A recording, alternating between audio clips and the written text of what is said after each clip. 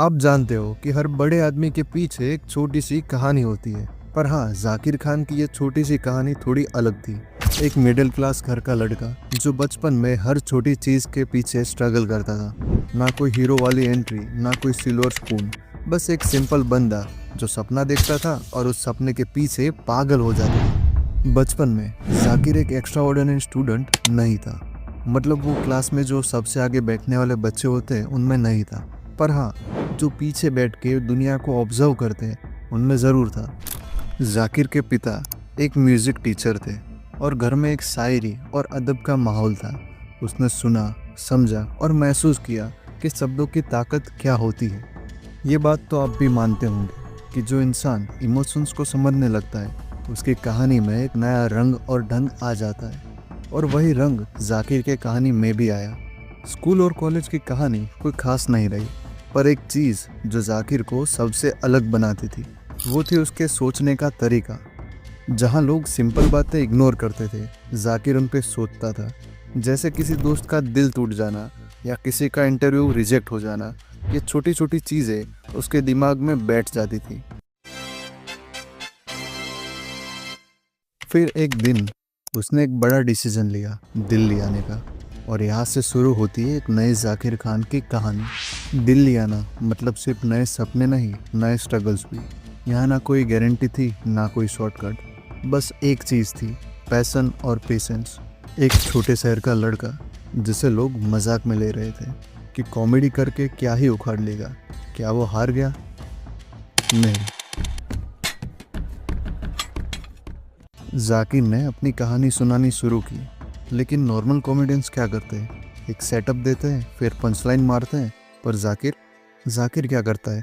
पहले एक कहानी शुरू करता है जिसमें तुम खुद को रिलेट कर सको। जाकिर अपनी कहानी में तुम्हें ही डाल देता है। जाकिर, आपका अपना जाकिर, वो आपको अपनी कहानी में बहा के ले जाता है।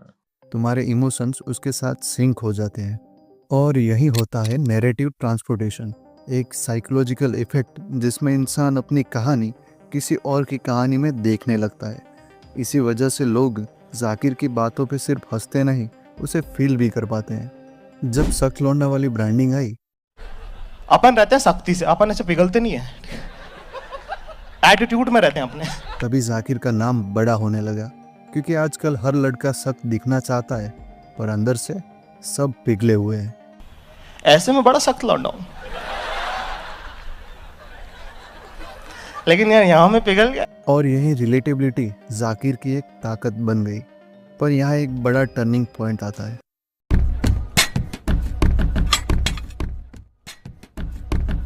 2012 का वक्त था जब यूट्यूब इंडिया में स्लोली ग्रो कर रहा था।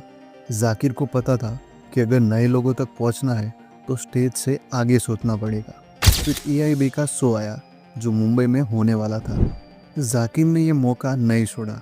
दिल्ली में लोकल कॉमेडी सर्किट्स में अपनी पहचान बना चुके थे, पर जब AIB का ओपन माइक कंपटीशन में उसने मुंबई आकर परफॉर्म किया, तब लोगों को समझ आया कि ये बंदा कुछ अलग है। अब देखो, जाकिर सिर्फ कॉमेडी नहीं कर रहा, वो शायरी लिख रहा है, OTT शोज में काम कर रहा है। उसका इम्पैक्ट अब सिर्फ हंसी तक लिमिटेड नहीं रहा।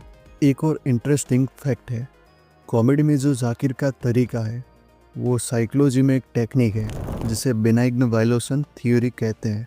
मतलब एक चीज़ जो गलत भी लगे और सही भी, उसको एकदम परफेक्ट बैलेंस में डिलीवर करना। और अपने जाकिर भाई इसमें एक्सपर्ट है। और एंड में एक पर्सनल थॉट भी आपके साथ शेयर करना चाहता हूँ।